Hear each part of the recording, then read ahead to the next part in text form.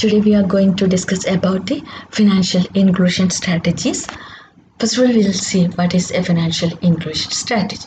Financial inclusion is defined as the availability and equality of opportunities to access financial services. That is, it is defined as the availability as well as the equality of opportunity to access the financial services.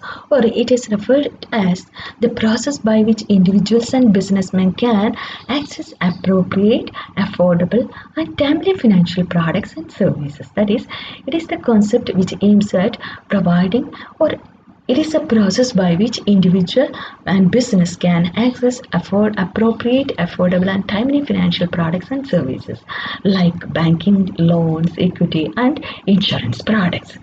It is an effort typically target those who are unbanked or those who are in unbanked and underbanked area and direct them sustainable financial products or services. That is, this is an effort, or this targets those who are in the unbanked and underbanked area and direct and provide them a sustainable financial services. Financial inclusion doesn't merely means an opening of an account. That is, here provision of all financial services at an affordable and at appropriate time is the meaning of financial inclusion. That it doesn't, or it merely doesn't merely means an opening of an account. The United Nations has defined the goals of financial inclusion as follows. They have given 4 important goals for the financial inclusion. First one, access at a reasonable cost for all households to a full range of financial services, including saving or deposit services, payment and transfer services, credit and insurance services. That is, access at a reasonable cost for all households to a full range of financial services. These financial services includes saving or deposit services, payment and transfer services, credit and insurance services. Second one is sound and safe institutions governed by clear regulations and industry performance standards. That is, sound and safe institutions governed by the clear regulation. Third one, financial and institutional sustainability to ensure continuity and certainty of investment. That is, financial and institutional sustainability to ensure continuity and certainty of investment. Then next one is competition to ensure choice and affordability for the clients. This is the fourth one, that is ensure competition, which is to ensure choice and affordability for the clients. These are the important goals as defined by the United Nations. That is, access at a reasonable cost for all households of all financial services. The second one, sound and safe institutions governed by clear regulation. Third one, financial and institutional sustainability. Fourth one, ensure choice and affordability by increasing the competition. Here the major aims of financial inclusion is given. It is a method of offering banking and financial solutions and services to every individual in the society without any form of discrimination. That is, here the aim is the offer banking and financial solutions and services to every individual in the society without any form of discrimination. And second one, include everybody in the society by giving them basic financial services without looking at person's income or savings. That is, include each and every person without considering their income or saving. It aims at providing all financial services to each and every individual without looking into their income or saving. Then financial inclusion focuses on providing reliable financial solution to the economically underprivileged sections of the society without having any unfair treatment. Then another one is, it focuses on providing reliable financial solution to the economically underprivileged sections of the society without having any unfair treatment. Then another one aim is provide financial solution without any sign of inequality. That is, provide financial solution without any sign of inequality. Then another one is It is committed to being transparent while offering financial assistance without any hidden transaction or cost. That is, transparent provision of financial services without any hidden transaction or other cost. But the rationale for financial inclusions are given here.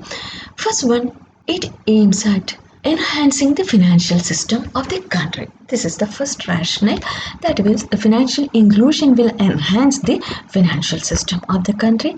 Second one, it will strengthen the availability of economic resources. That is, by bringing all the people and in the banking services or financial services, it can be used as a means for improving the financial or availability of economic resources. Then another one, it promotes or it can act as a means for promoting the saving habits of the people living in rural and urban area. Then another one, it helps towards the progress of the economy in a consistent manner. And another rationale is that many people in our country get cheated and sometimes even exploited by the rich landlords as well as the unlicensed money lenders due to the vulnerable condition of the poor people. This condition can be removed if we introduce the financial inclusion strategies, that is, we can help the poor people from the hands of the landlords as well as unlicensed money lenders. Then, with the help of financial inclusion, the serious and hazardous situations that is prevailing in the field of the financial services can be removed. And next important rationale is that we can incorporate the poor people in the formal banking industry, and thereby we can provide a security feeling by keeping a minimal balances for their future purposes. That's another, that is, this can be used as a means for improving the security feelings of the people by creating a habits of minimal amount of savings in this account. There are many households with people who are farmers or artisans who do not have proper facilities to save, or who are ignorant of these kinds of saving facilities, and this can be promoted, or the saving habits of these groups of people can be promoted through the financial inclusion. These are some of the rationale of the financial inclusion strategies, that is, we can bring the whole people under the financial security as well as under the financial strategy, and the people in the unbanked and underbanked area can be brought under the financial inclusion programs or under the financial servicing strategy, and we can help them from the hands of the landlords as well as the unlicensed money lenders, and can be used as a means for improving the saving habits, and thereby improving the financial system. Availability of economic resources can be increased, etc. Some of the rationale of the financial inclusion. Then the objectives of the financial inclusions are given here.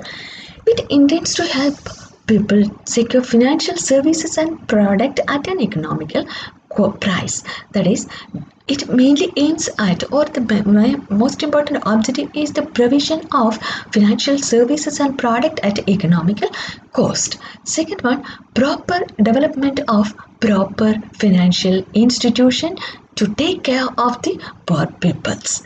Then third one, financial inclusion aims to build and maintain financial sustainability so that the less fortunate people have a certainty of funds which they struggled so far. And next one is that it will create a situation of the introduction of numerous institutions, and thereby it can be used as a means for providing affordable financial services to the poor people. Then another objective is that increase the awareness about the benefits of financial services among the economically underprivileged section of the people. That is, provision of awareness among the economically underprivileged section.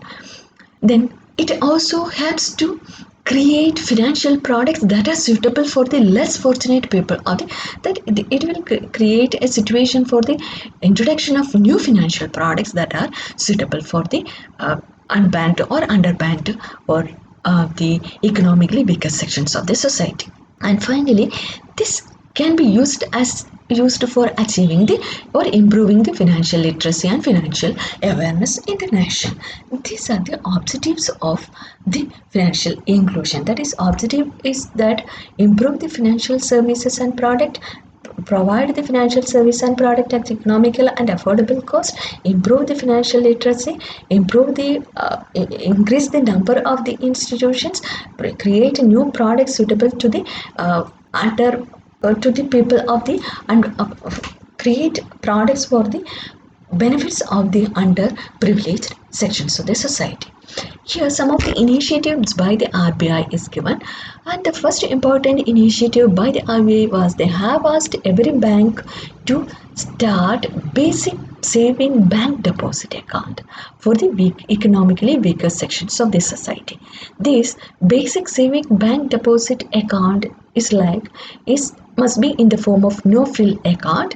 No frill account means no need to maintain the minimum balance, and these account holders must be encouraged to use ATM and other electronic mode of payments and transferring methods. And the second one, the RBI has simplified the KYC requirements. Earlier, some of the people were reluctant to open the bank account due to the strict no KYC norms, that is know your client norms. Now the RBI has asked every bank to simplify the KYC norms.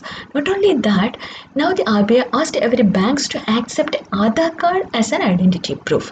Now the rationale is that now every individual in the country, most of the individuals in the country have Aadhaar card, so that they can use it as an ID proof. And another strategy was the bank RBI has asked every banking institution to increase the number of branches in the unbanked area and underbanked area.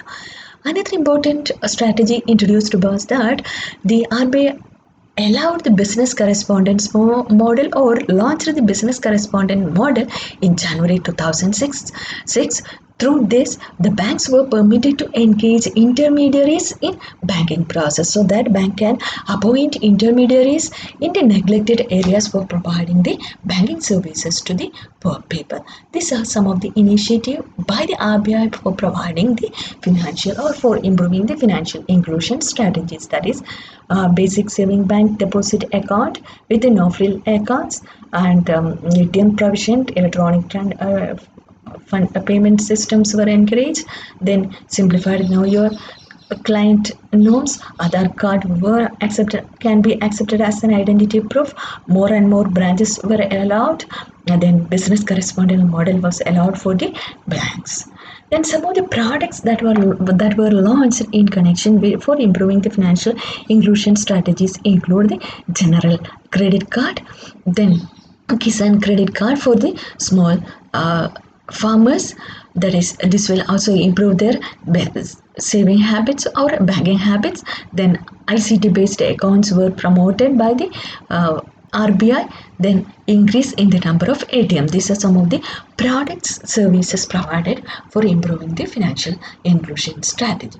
Some of the programs adopted by the government of India for improving the financial inclusion strategies include Pradhan Mantri Jan Dhan Yojana, Atal Pension Yojana, Pradhan Mantri Vaya Vandana Yojana, Startup India Scheme, Pradhan Mantri Mudra Yojana, Pradhan Mantri Suraksha Bima Yojana, Suganya Samriddhi Yojana, Jeevan Suraksha Bandhan Yojana, Credit Enhancement Guarantee Scheme for Scheduled Caste, Venture Capital Funds for Scheduled Caste and a Social Sector Initiative, Varishta Pension Bima Yojana. These are some of the important initiatives by the Government of India for improving the financial inclusion strategy. Here some of the important problem faced by the RBI as well as Government of India for the smooth functioning of smooth implementation of financial inclusion strategy are given. First one, the banking services do not have enough support for the scalability for improving their facilities. Then technology adoption is also limited due to so many factors.